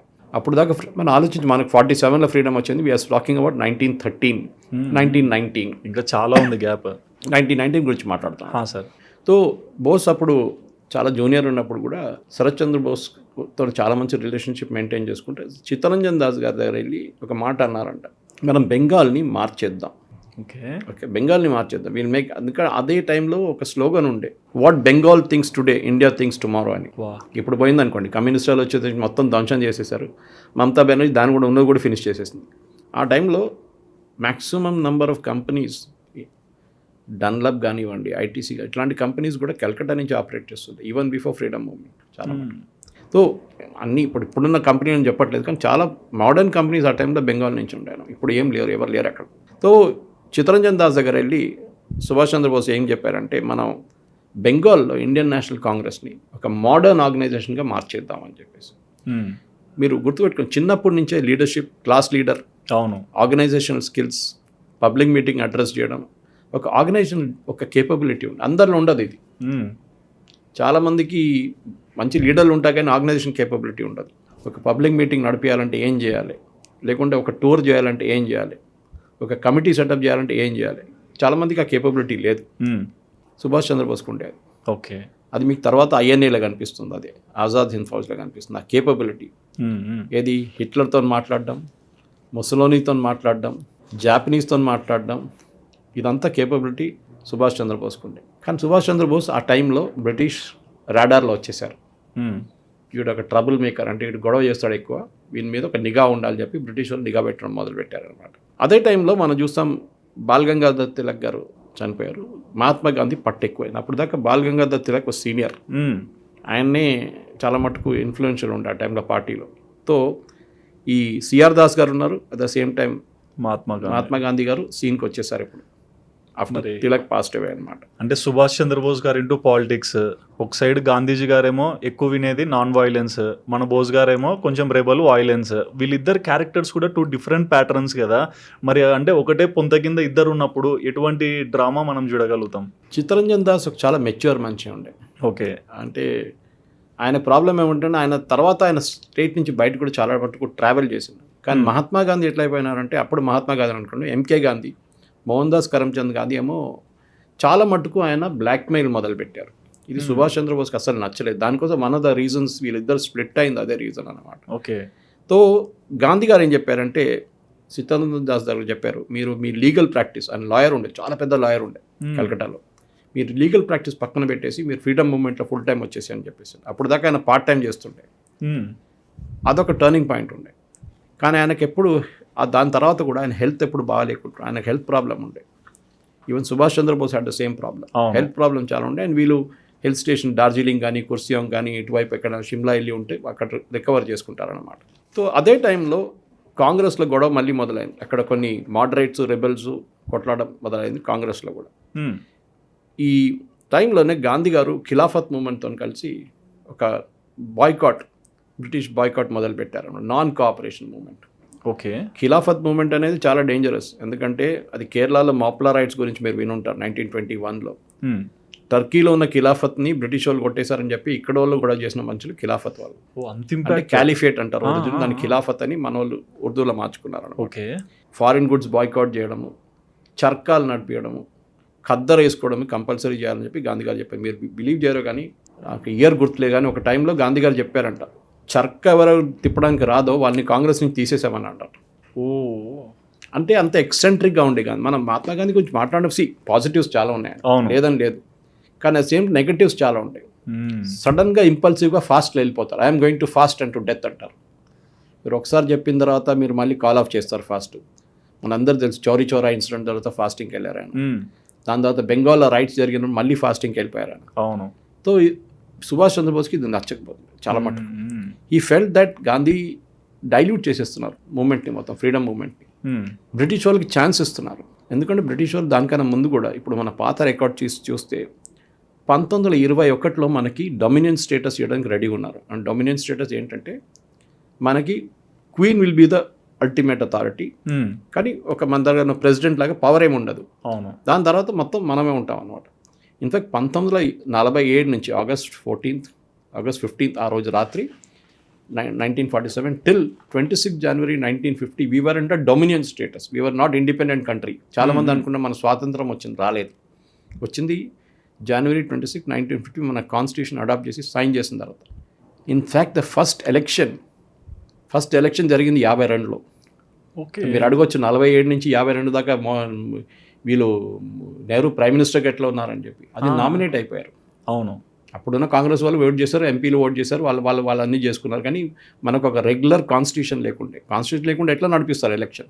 Anyway that's a separate story. కానీ ఈ క్విక్లీ సుభాష్ చంద్రబోస్ కేపబిలిటీ చూసి సిఆర్ దాస్ ఒక ఏం చెప్తా శిష్యుడు లాగా ఆయన చాలా మటుకు గ్రో అవుతూ వచ్చారు పార్టీలో. అండ్ సెక్రటరీగా ఎలక్ట్ అయ్యారు. దానిగా ఆల్ ఇండియా యూత్ కాంగ్రెస్ది. దాని తర్వాత president of Bengal state Congress, అప్పుడు చాలా పవర్ఫుల్ బెంగాల్ స్టేట్ కాంగ్రెస్, అక్కడ కూడా ఆయన ఎలక్ట్ అయ్యారు. 1924లో he became the mayor of Calcutta. అది కల్కటా టైంలో one of the biggest cities in India. ఇప్పుడు కూడా అనుకోండి, అది మేయర్ అవడం అనేది ఒక చాలా ప్రెస్టీజియస్ పోస్ట్ అన్నమాట. అదే టైంలో ఆయన సిటీ మొత్తం తిరుగుతుండే, డ్రైనేజ్ కానివ్వండి, రోడ్లు కానివ్వండి. ఆ టైంలో ఎలక్ట్రిసిటీ, అప్పుడు ఉన్న ఎలక్ట్రిసిటీ బట్టి దాన్ని ఇంప్రూవ్ చేయడానికి యూరోపియన్ మోడల్ చూద్దాం, మనం అక్కడ చూద్దాం, ఇక్కడ చూద్దాం.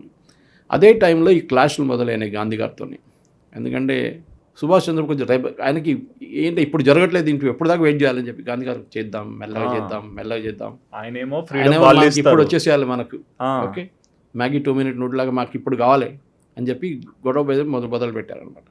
సో చీఫ్ ఎగ్జిక్యూటివ్ ఆఫీసర్ అయ్యారు. దాని తర్వాత ఆయన కల్కటా మున్సిపల్ కార్పొరేషన్ చాలా మటుకు పనిచేశారు. ఆయన బుక్లో డీటెయిల్గా ఉంది చంద్రచూడ్ బోస్లోగా ఎంత డీటెయిల్డ్గా ప్లాన్లు తెప్పించి, డ్రాయింగ్లు తెప్పించి, యూరోపియన్ నేషన్స్ నుంచి తెప్పించి మన దగ్గర మిగతా కన్నా పెద్ద సిటీస్ ఏమైనా చూసి అది ఎట్లా డెవలప్ చేయాలని చాలా మటుకు ట్రై చేశారు.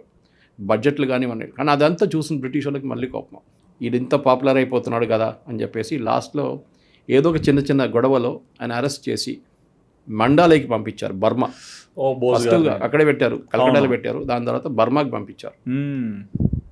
అక్కడ ఆ జైల్ సిచ్యువేషన్లో ఆయనకు అసలు కమ్యూనికేషన్ లేదు. శరత్ చంద్రబోస్ ఒక్కరే లెటర్ రాస్తుండే రెగ్యులర్గా. ఒకసారి 2-3 సార్లు వెళ్ళి కలిశారు కూడా ఆయన. అండ్ అదే టైంలో ఆయనకి టీబీ వచ్చిందని విన్నాను సార్. కరెక్ట్. ఈ అక్కడ ఉన్న అట్మాస్ఫియర్, ఎందుకంటే అక్కడ చాలా డ్యాంప్గా ఉంటుంది, అక్కడ మన హ్యూమిడిటీ ఎక్కువ ఉండి అక్కడ మండలై బర్మాలో ఆయనకి టీబీ వచ్చింది. సో అక్కడ ఆయన లెటర్ రాశారు, నాకు ఇట్లా హెల్త్ బాగాలేదని చెప్తే ఒక టీమ్ ఆఫ్ బ్రిటిష్ సర్జన్స్ని పంపించారు. ఒక ఇండియన్ డాక్టర్ కూడా ఉంది.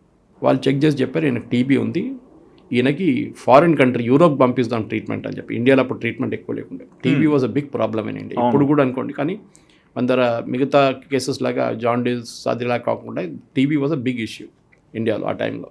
సో ఈయనని బయట పంపిద్దాం, ఈయన ఎక్కడ పంపిద్దాం అని చెప్పేసి ట్రై చేశారనమాట. అదే టైంలో 1927లో ఈయనకి ఇటలీ పోదామని చెప్పేసి పాస్పోర్ట్ కూడా ఇష్యూ చేశారు. ఓకే. కానీ ఒక కండిషన్ పెట్టారు బ్రిటిష్ వాళ్ళు, ఇండియా టచ్ చేయకూడదు. అంటే ఎక్కడికి వెళ్ళినా మళ్ళీ రెవల్యూషన్ వస్తుంది, మళ్ళీ ఈయన తిరిగి వస్తే మళ్ళీ తిరుగుబాటు చేస్తాడు, గొడవ చేస్తాడని చెప్పి ఈయన ఇక్కడ రాకూడదు అని చెప్పి. ఎందుకంటే చాలా మటుకు స్ట్రైక్స్ అన్నీ ఆర్గనైజ్ చేస్తాయి. ఎందుకంటే అన్నీ చెప్పుకొని పోతే మనకి ఇంకా 2 గంటల సేపు టైం తీసుకుంటాం అన్నమాట. కానీ ఆ యాక్టివిటీని ఆపడానికి బ్రిటిష్ వాళ్ళు చేసింది అంటే నేను బయట కానీ సుభాష్ చంద్రబోస్ ఇన్సిస్ట్ చేశారు, కాదు నేను భారతదేశానికి వస్తాను, కల్కటాకు రావాలి నాకు అని చెప్పారు. ఎందుకంటే ఆయన పట్టణం అక్కడే ఉంది కదా, కల్కటాలో. సో దానికి లాస్ట్లో బ్రిటిష్ వాళ్ళు అగ్రీ అయ్యి ఆయన్ని తీసుకొచ్చి కల్కటాకి తీసుకొచ్చారు. తర్వాత I think event to Darjeeling summer కొన్ని రోజులు రికవర్ చేసుకోవడానికి. ఈ హెల్త్ సెషన్ అన్నీ చూసిన తర్వాత కూడా ఇప్పుడు ఆయన జనరల్ సెక్రటరీగా ఇండియన్ నేషనల్ కాంగ్రెస్ మెడ్రాస్ సెషన్లో ఎలక్ట్ అయ్యారు అన్నమాట. దాని తర్వాత ప్రెసిడెంట్ అయ్యారు 1938 to 39. ఈ ఇమ్మీడియట్ ఇండిపెండెన్స్ రావాలని చెప్పి మళ్ళీ గాంధీ గారితో గొడవ జరిగింది. ఓకే. ఎందుకంటే మనకు వెయిట్ చేయడానికి టైం లేదు. వీఆర్ టాకింగ్ ఆఫ్ 1938, అంటే ఒక 9 సంవత్సరాల ముందు అనుకోండి, మనకు 47 కన్నా ముందు. He said no, we have to do. అప్పుడు గాంధీ గారితో మిగతా సీనియర్ లీడర్తో ఒక స్ప్లిట్ వచ్చేసింది బోస్కి. అందరూ ఆయన్ని అవాయిడ్ చేయడానికి మొదలుపెట్టారు. సో ఇంకోటి ఇంట్రెస్టింగ్ ఇన్సిడెంట్ జరిగింది. ఇది 1938లో ఎలక్ట్ అయ్యారు వాళ్ళు. అప్పుడు 1 టర్మే ఉండే, 1 ఇయర్ ఉండే. 1939లో మళ్ళీ బోస్ గారు ప్రెసిడెన్షిప్కి అప్లై చేశారు, కానీ రిజైన్ చేశారన్నారు. అది ఇప్పుడు వస్తుంది కథ. Okay okay. 1913లో పట్టాభి సీతారామయ్య మహాత్మా గాంధీ క్యాండిడేట్ వ్యతిరేకంగా బోస్ గారు నిలబడ్డారు. ఓకే. రెబెల్గా. అంత వైలెన్స్ అయింది ఇద్దరికి. అంత వాళ్ళు డిఫరెన్స్ ఒపీనియన్ చాలా ఉండే వాళ్ళిద్దరు. అది ఎందుకంటే పట్టాభి సీతారామయ్య క్యాండిడేట్ మహాత్మా గాంధీ చెప్పారు కూడా బోస్ దగ్గర, ఈయన ఓడిపోతే నేను ఓడిపోయినట్లా అని చెప్పేసి. అప్పుడు కూడా సుభాష్ చంద్రబోస్కి 203 ఓట్లు వచ్చినాయి, పట్టాభి సీతారామయ్య గారు ఓడిపోయారు. ఓకే. అది ఒక పెద్ద ఒక ఏం చెప్తారు సెన్సేషన్ క్రియేట్ చేసింది కాంగ్రెస్లో, ఇండియన్ నేషనల్ కాంగ్రెస్. ఎందుకంటే అప్పుడు దాకా మహాత్మా గాంధీ అంటే లాస్ట్ వర్డ్, ఆయన వ్యతిరేకించినా ఎవరు ఉండరు. ఈవెన్ జవహర్లాల్ నెహ్రూ కానివ్వండి, ఎవరైనా పటేల్ కూడా ఏమన్నారు. కానీ ఫస్ట్ టైం ఒక యంగ్స్టర్ వచ్చి, అప్పుడు ఈ వాజ్ ఓన్లీ 45 అనుకుంటాను, మహాత్మా గాంధీని ఒపోజ్ చేసి పట్టాభి సీతారామయ్య క్యాండిడేట్ ఆయన ఓడించి ప్రెసిడెంట్ అయిపోయారు ఇండియన్ నేషనల్ కాంగ్రెస్ 1939. కానీ మీరు చెప్పినట్ల ఈ సీనియర్ లీడర్స్ అందరు గొడవలు మొదలుపెట్టారు, ఆయన వ్యతిరేకంగా మాట్లాడడం మొదలుపెట్టేశారు. ఆయన రెబెల్ అది ఇది అని చెప్పగానే ఆయన కోపం వచ్చి లాస్ట్లో రిజైన్ చేసేసాను, రాజీనామా చేసేసాను. Okay okay. మీరు ఆలోచించండి, అంటే ఆ టైంలో ఎంత పవర్ఫుల్ ఉండే సుభాష్ చంద్రబోస్. 203 ఓట్లు వచ్చినాయి ఆయనకి. మహాత్మా గాంధీ ఒఫీషియల్ క్యాండిడేట్ని డిఫీట్ చేశారు ఆయన, కానీ ఆయన ఉండనియలేరు. అక్కడి నుంచే ఈ స్ప్లిట్ మొదలైంది. మరి అంటే అక్కడ నుంచి బయటకు వచ్చాక బోస్ గారు మెంటాలిటీ ఎలా ఉండేది సార్? ఆయన ఫార్వర్డ్ బ్లాక్ అని చెప్పి ఇంకో పార్టీ పెట్టుకున్నారు, ఇప్పుడు ఉంది అది, రెబల్ పార్టీ అని ఒకటి. ఫార్వర్డ్ బ్లాక్ అని చెప్పి కాంగ్రెస్లోనే ఒక పార్టీ స్టార్ట్ చేశారు. దానికన్నా ముందు Calcutta municipal corporation Swaraj party అని ఇంకో పార్టీ ఉండే, సిఆర్ దాస్ గారితో అక్కడ సెటప్ చేసిన ఒక పార్టీ. ఎందుకంటే అక్కడ కూడా గొడవ ఉండే కాంగ్రెస్ వాళ్ళతో, ఎందుకంటే అక్కడ ముస్లిం ఖిలాఫత్ లీడర్స్, ముస్లిం లీడర్స్తో ఉన్న టైప్కి కాంగ్రెస్ లీడర్స్కి నచ్చలేదు, ఏదో పెద్ద గొడవ నడిచింది. అక్కడ కూడా స్వరాజ్ పార్టీ అని ఒక పార్టీ పెట్టింది. ఇంకా one of the members of Swaraj party was Motilal Nehru. Okay. Rebel అనమాట. సో దాని తర్వాత ఈ ఫార్వర్డ్ బ్లాక్ పెట్టుకున్న తర్వాత ఆయనకు తెలిసిపోయింది, ఇంకా నాకు గాంధీకి పడదు, మహాత్మా గాంధీకి పడదు, నేను ఈ పార్టీలో ఉండి నాకు అసలు పని లేదు, ఇక్కడ ఏం జరగదు అని చెప్పేసి. ఎందుకంటే డిఫరెన్స్ ఏంటంటే గాంధీజీ ఏమో నాన్ వైలెన్స్, సివిల్ డిసొబీడియన్స్. అవును. ఇది బోస్ గారు ఏమన్నారంటే దీన్ని మనకు పనికిరాదు, మనం డైరెక్ట్గా కొట్లాడాలి బ్రిటిష్. వాళ్ళకి అర్థమయ్యే లాంగ్వేజ్ అదొకటే, ఏది వైలెన్స్. అవును. రాయి తీసి కొడితేనే బ్రిటిష్ వాళ్ళకి అర్థమవుతుంది, మీరేమో నేను ఫాస్ట్ అంటూ డెత్లో కూర్చుంటారని వాళ్ళు నవ్వుతారు. దానికోసం ఇన్ని సంవత్సరాల నుంచి ఇంత కొట్లాడినా కానీ మనకి స్వాతంత్రం ఇవ్వట్లేదు, వాళ్ళు సీరియస్గా తీసుకుంటలేరు, వాళ్ళు మన ఇండియాని లూట్ చేస్తున్నారు వాళ్ళని చెప్పేసి. గాంధీ గారికి ఏమో అది గ్రాడ్యువల్ ప్రాసెస్, స్లో ప్రాసెస్, చేద్దాంలే. మీకు గుర్తుంది చేటు శంకర్ నాయర్ అప్పుడు చెప్పారు గాంధీకి, తర్వాత that is when he was fighting. And then later on ఆయన ఇండియన్ నేషనల్ కాంగ్రెస్ని రిజైన్ చేసినప్పుడు చేటు శంకర్ నాయర్ చెప్పారు గాంధీ, మీరు చేసే పనికి ఎప్పుడు ఫ్రీడమ్ రాదు మనకి. 1921లోనే ఆయన కౌన్సిల్లో ఉన్నారు, అప్పుడు క్వీన్స్ కౌన్సిల్లో, వాళ్ళు ఇవ్వడానికి రెడీ ఉన్నారు ఫ్రీడమ్ బ్రిటిష్ వాళ్ళు. కానీ ఈయనేమో నాకు అదొద్దు, నాకు మొత్తం ఫ్రీడమ్ కావాలి, నేను డొమినియన్ స్టేటస్ తీసుకోను, ముందున్న ఏదైనా తీసుకురా బాబు, దాని తర్వాత చూసుకుందామని. అది లేదు. కానీ ఈ రెబల్ పార్టీ వచ్చాక అంటే చాలా మందిని అరెస్ట్ చేయడం మొదలు పెట్టారు. ఈవెన్ బోస్ గారిని కూడా హౌస్ అరెస్ట్ చేశారు. నేతాజీ భవన్ అంటే 39/2 నేతాజీ భవన్లో పెట్టారు పర్సనల్గా. ఇవన్నీ విన్నాను. ఈయనకి నేతాజీ గారికి ట్రీట్మెంట్ ఉండే. 1930లో మళ్ళీ రీఎలెక్ట్ అయ్యారు మేయర్. ఈసారి మేయర్గా ఎలెక్ట్ అయ్యారు. లాస్ట్ టైం CEO ఉండే, ఆయన చీఫ్ ఎగ్జిక్యూటివ్ ఆఫీసర్ ఉండే. సో ఈ లీడర్షిప్ స్ప్లిట్లోనే ఆయన బెంగాల్ మీద కాన్సన్ట్రేట్ చేయడం మొదలుపెట్టారు. దాని తర్వాత మన అందరికీ తెలిసి మళ్ళీ అరెస్ట్ చేశారు ఈ నాన్ కోఆపరేషన్ మూమెంట్లో. అక్కడ ఈవెన్ గాంధీ గారిని అరెస్ట్ చేశారు, ఈవెన్ బోస్ని అరెస్ట్ చేశారు అక్కడ. కానీ ఈ పాసిఫిస్ట్ బిహేవియర్ అంటారు గాంధీ, అది ఈయనకు నచ్చలేదు అసలు ఈయనకు కోపం వస్తుంది. దాని తర్వాత ఈ బ్రిటిష్ ఆయన్ని యూరోప్ పంపించేశారు ట్రీట్మెంట్కి. ఇక్కడ ఉంటే గొడవ చేస్తాడని చెప్పి యూరోప్కి కంపల్సరీ 1933లో పంపించేశారు. 1933 40 ఏళ్ళు మనకు ఫ్రీడమ్ వచ్చింది. అవును, 14 ఏళ్ళు. సో 33 నుంచి 36 దాకా 3 సంవత్సరాలు యూరోప్లో ఉన్నారు. ఆ టైంలో యూరోప్లో అందరినీ కలిశారు పొలిటికల్ లీడర్స్ని. ఆయనకు అర్థమైపోయింది ఈ మన దగ్గర నడుస్తున్న నాన్ కోఆపరేషన్ మూమెంట్ నడవదు, యూరోప్లో జరిగిన మిలిటరీ అపీవల్స్తోని, మిలిటరీ స్ట్రెంగ్త్తోని, లేకుంటే వైలెన్స్తోనే చాలా మటుకు కంట్రీస్కి ఫ్రీడమ్ వచ్చింది, మనం కూడా అది చేయాల్సింది. మనం ఈ నాన్ వైలెన్స్ చెప్పుకుని మనకి రాదు.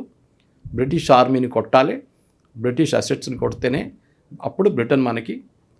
సో అదే టైంలో మీకు గుర్తుంటుంది, దానికన్నా కొన్ని సంవత్సరాల తర్వాత సెకండ్ వరల్డ్ వార్ మొదలైంది. అప్పుడు దానికన్నా ముందున్న ఇన్సిడెంట్స్ మాట్లాడుతున్నాను అనమాట.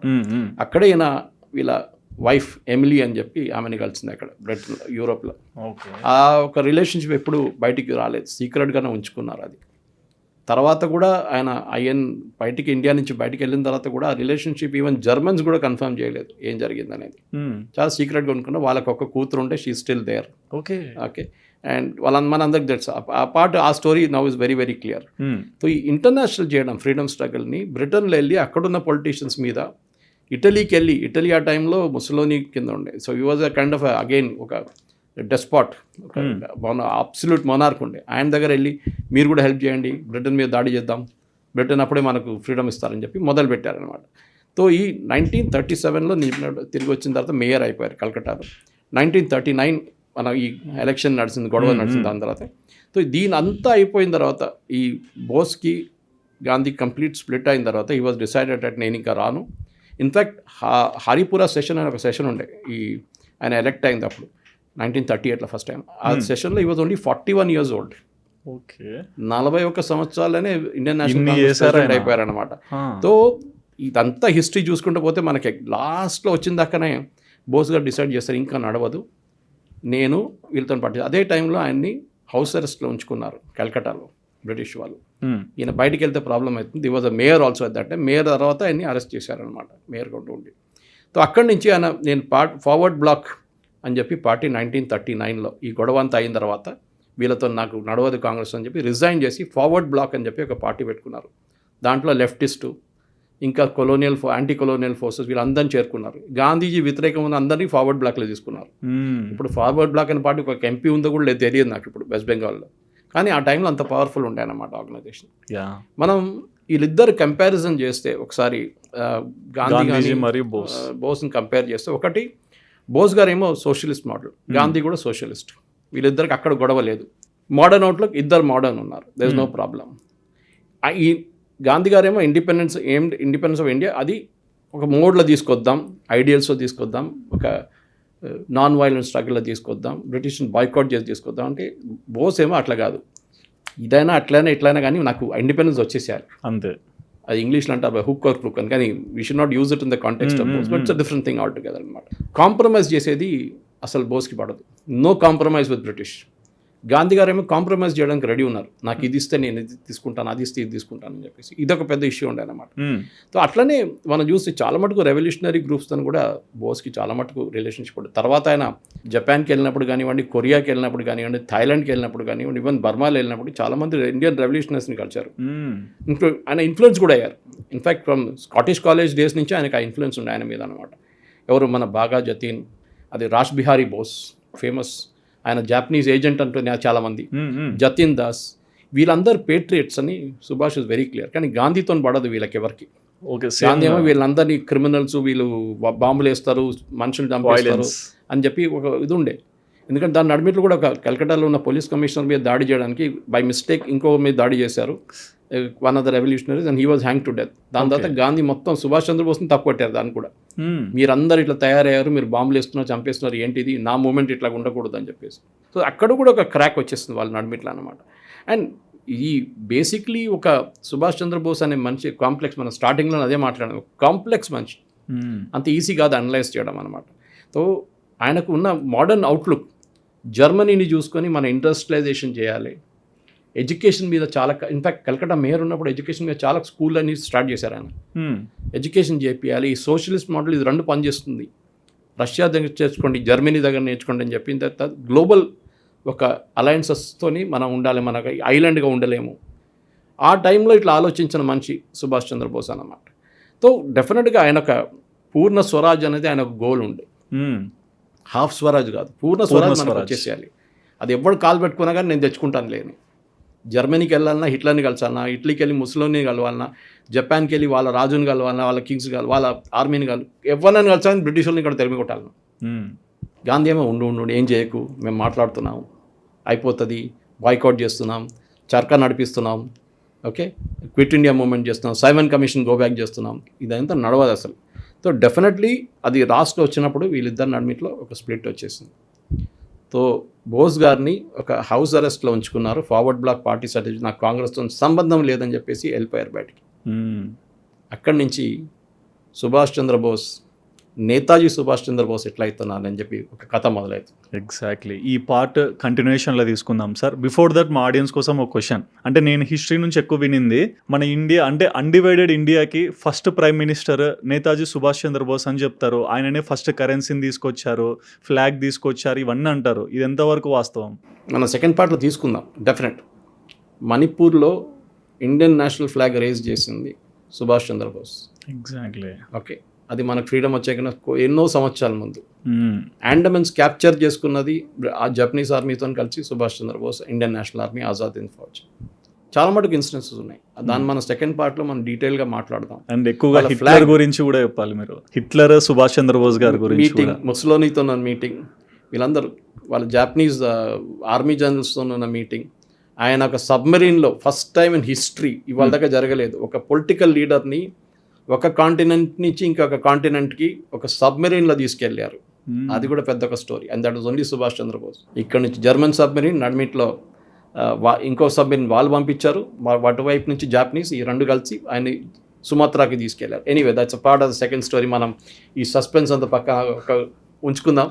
అండ్ డెఫినెట్లీ మన ప్రేక్షకులు కూడా పార్ట్ 2లో ఇది మొత్తం డీటెయిల్స్ మీకు వచ్చేస్తాయి. Thank you so much sir. అంటే టైం తీసుకొని ఎక్కువ టైం స్పెండ్ చేసి ఎక్కువ రీసెర్చ్ చేసి చాలా విషయాలు ఓపెన్గా చెప్పినందుకు కూడా.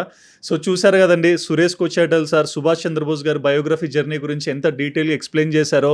అండ్ ఈ జర్నీలో మీకు ఎన్నో విషయాలు తెలిసే ఉంటాయి కదా. అండ్ మీ మనసులో ఏమైనా క్వశ్చన్స్ ఉన్నా సరే, పార్ట్ 2 పట్ల మీకు ఎలాంటి డౌట్స్ అని ఎక్కడైనా విన్నా సరే, మీ డౌట్స్ని కమెంట్స్లో మెన్షన్ చేయండి. అప్కమింగ్ వీడియోలో తప్పకుండా ప్రతి ఒక్క డౌట్ని కూడా మనం క్లియర్ చేద్దాం. And please do subscribe our channel Sudheer talks for more updates.